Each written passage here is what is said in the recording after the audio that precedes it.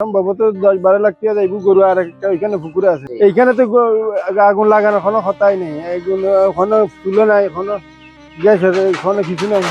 আর ক্ষতি তো অনেক হয়েছে, আর তো কিছু নাই। আমি তো চা দিতে এখন আগে তো লইরে পিঞ্জি বাইরে নেওয়া পারি।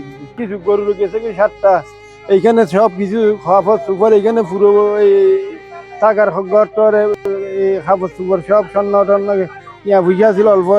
মানে রান্ধি বাড়ি খাইবো তো এই নাই। সম্ভবত 10-12 লাখ টাকা যাইব গরু, আর একটা ওইখানে পুকুরে আছে। এইখানে তো আগুন লাগানোর কোনো কথাই নেই, এখনো চুলো নাই, এখনো গ্যাস আছে, এখনো কিছু নাই। কোরবানের আগে করি আর ধরো না মাস 1.5 মাসের ভিতরে দিয়েছি দুগো গাবি।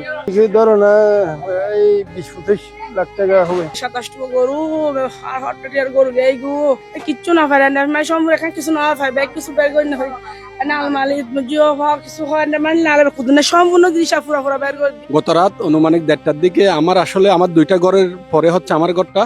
এই মানুষের চেঁচামেচি চিৎকার শুনে হঠাৎ করে আসলাম। আসার পর দেখছি যে ইলেকট্রিক যে খাম্বাটা আছে, এই খাম্বাটার কারণে মানুষ প্রবেশ করতে পারেনি। তাদের ঘরের একদম যে পথগুলো একদম সরু পথ, তারা মানুষ ঢুকার কোনো জায়গা রাখেনি।